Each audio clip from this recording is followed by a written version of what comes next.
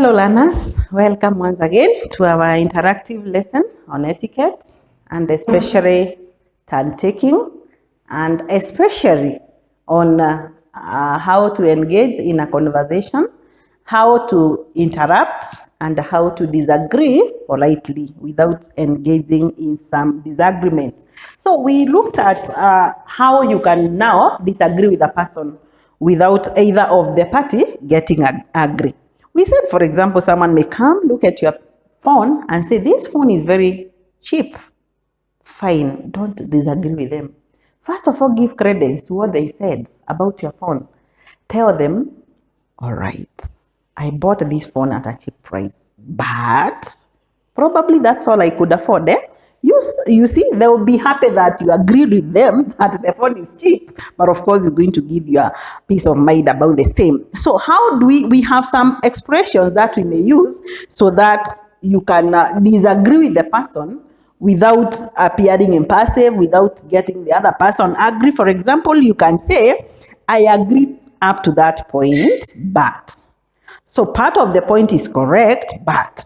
Then you could also say, I see your point, but you are disagreeing. I see your point that Nora is deceitful to some extent, but I think sacrifice is on the higher side, depending with the situation that led her to borrow the loan. For example, I believe all of us are handling that book, so we are familiar with the concept. You could also say, that's partly true, but remember you want to disagree with the person. That's partly true, but I'm not so sure about that. For example, if it is some clarification that are needed, some facts on the ground that are needed. So you need to say that I'm not sure about that.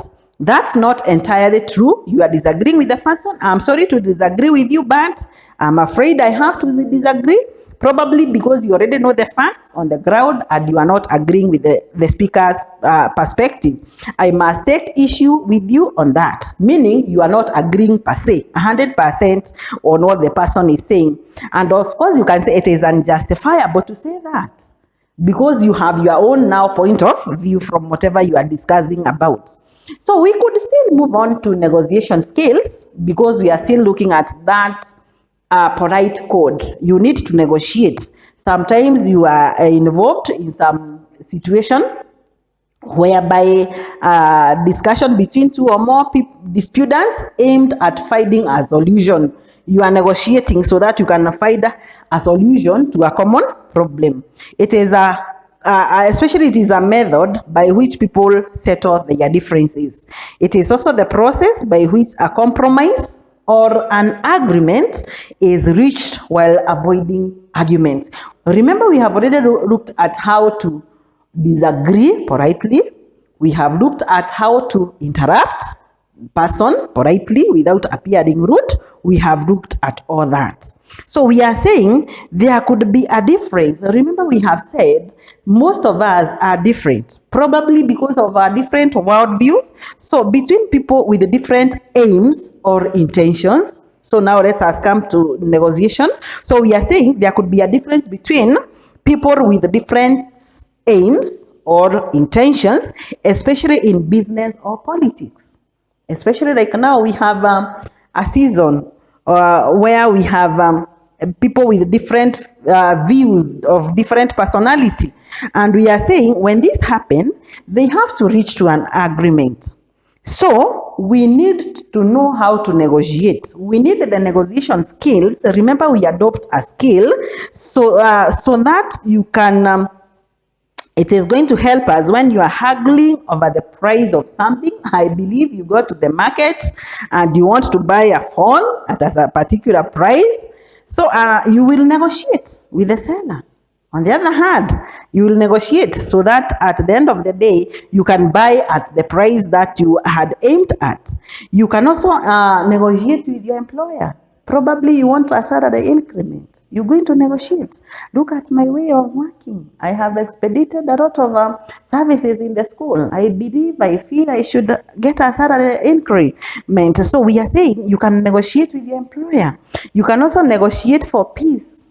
Members of the peace club, solving conflict. You find two students fighting in class. You are the one there to make peace. How are you going to go about it? Then you can also negotiate for better services. You are a customer in a certain institution and you want them to offer you better services. So which are the stages of negotiation? First of all, it is preparation, which comes first. During this time, ensure all the pertinent facts of the situation is known in order to clarify your own position. It will help in avoiding wasting time unnecessarily. You want to buy a phone, and you know this phone goes for 15,000 shillings in the market. Yet you are saying, I want to buy it at 6. You have the facts on the ground. So make sure that you have done a research.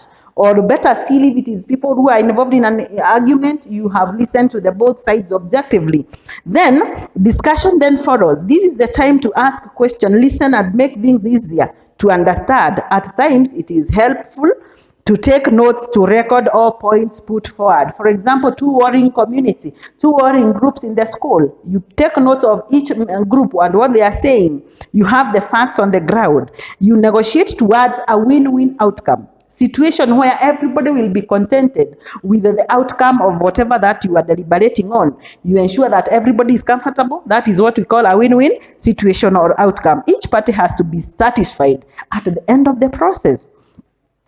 Agreement comes after understanding both sides' views and considering them. Remember, we said if you are now in the negotiation skills and you are in the center, you need to listen to the both parties so that you come to a conclusion. Implement the course of action. If, for example, if it is some money which had been stolen and you have listened to the two parties, one had stolen, let the money be paid. So implement the course of action. It should be paid, so that now we have said the one who had lost the money and the one who had stolen, at the end of the day, they are going to meet at something we are calling the win-win situation. Everybody will be satisfied at the end of the day on the course of action that had been taken.